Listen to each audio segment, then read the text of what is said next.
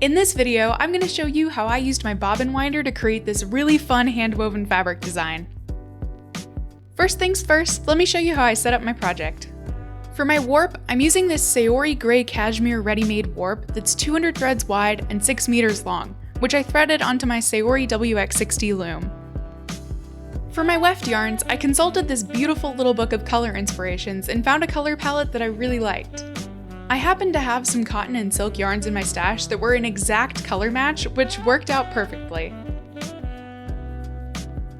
To achieve this cool fabric effect, you'll need to wind 2 yarns at once onto a bobbin. So pick out a high contrast color pairing, hold the 2 yarns together, and then wind the yarn onto the bobbin. This alone is enough to create a really funky looking weft, but I want to take this one step further by adding twist to a portion of these yarns. Hold the yarn sideways at an angle to the bobbin winder and let out about a foot of yarn. Pinch it tight and hold it taut so that when you turn the handle, the yarn doesn't wrap onto the bobbin, but instead stays in one place and twists the 2 colors together. Then return to the original winding position and wind the section of yarn onto the bobbin like you normally would. This technique is really fun to experiment with because adding different amounts of twist changes the look of your weft. In this series of pictures, you'll see me rotating the handle of the bobbin winder 1 revolution at a time. And you can see on the left how the yarns become more and more intertwined as I rotate the handle and the amount of twist increases.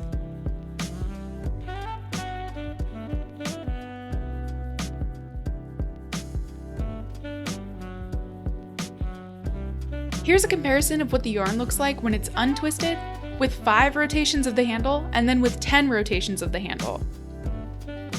For this project, I decided to wind all of my bobbins with sections that vary in amounts of this additional twist.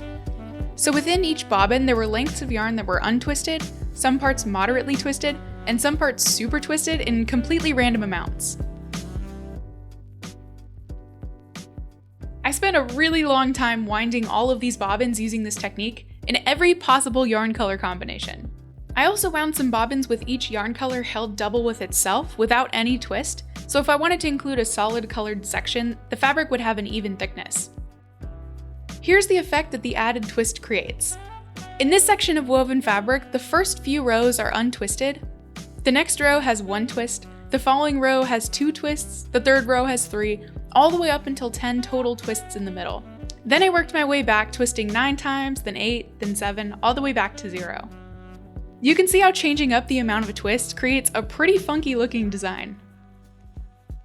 For my fabric, I really wanted to play around with making bold graphic designs using these over-twisted weft yarns because I really wanted to show off this cool effect. I didn't really have any plan going into this, so I just kind of played around a little bit and had fun improvising. I started making big, blocky stripes and then started playing around with making round shapes using the clasp weft technique.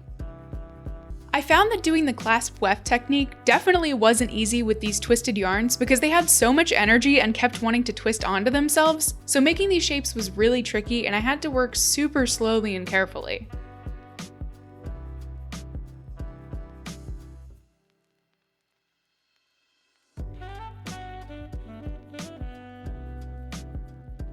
This fabric was a part of my weaving study group challenge for the month, and I definitely did not give myself enough time to weave the whole thing by the due date. When I was finally done at the end of my warp and ready to cut the fabric off the loom, it was almost 4:30 in the morning on the day that the fabric was due.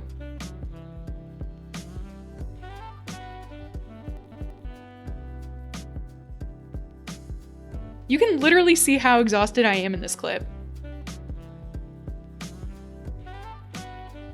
The next morning, the fabric was dry and I was much more rested. After ironing my fabric, I took it outside to take some photos to share with my study group later that evening. And here's how the fabric turned out. I really like how this technique can be used to give very simple yarns a lot of interest. I started out with just 4 different solid colored yarns and very simple weaving techniques, and it looks like I did something really complicated with a whole bunch of colors. So my next step was to sew this fabric into something. I decided to make one of the designs from the SAORI Black Book. Number 19, a triangle-shaped pullover sweater. I started by making a muslin version of the pattern to make sure that it would fit me alright.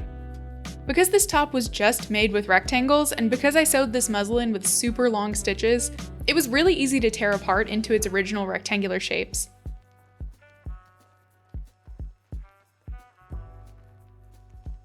I could then lay these panels alongside my fabric to help me better visualize what design elements I wanted to include in each cut of fabric.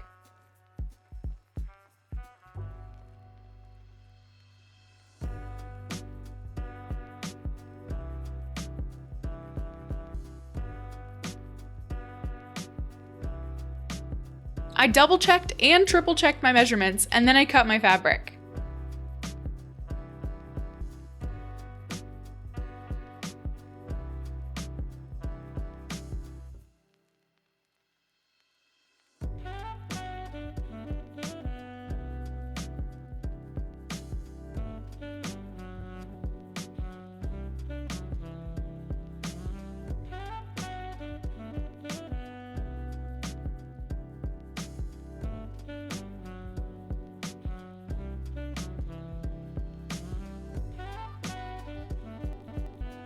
I then finished all of the cut edges using a straight stitch and a zigzag stitch, which keeps the fabric from falling apart.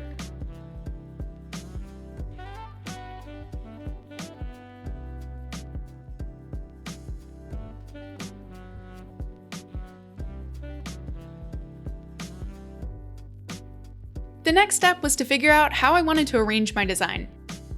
I placed the fabrics on the ground next to the muslin version of the shirt and switched the panels around until I liked how the designs looked together. This was for some reason a little more challenging than I expected. Here's where things started to get a little bit weird for me. Something was off in my measurements. I have no idea what, but something just wasn't adding up properly.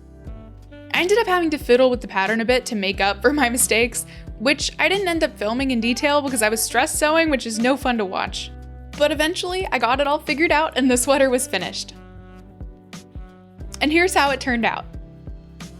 I absolutely love this sweater and I can definitely see it becoming a staple in my winter wardrobe. Unfortunately, it's not winter yet and I once again had to film a winter clothing reveal in 90-degree weather, which was my bad, but you know, it is what it is. I'm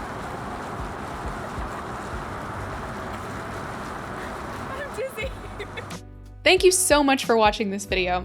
If you like this one and you want to see some more weaving content, hit that subscribe button. And I'll see you in the next video.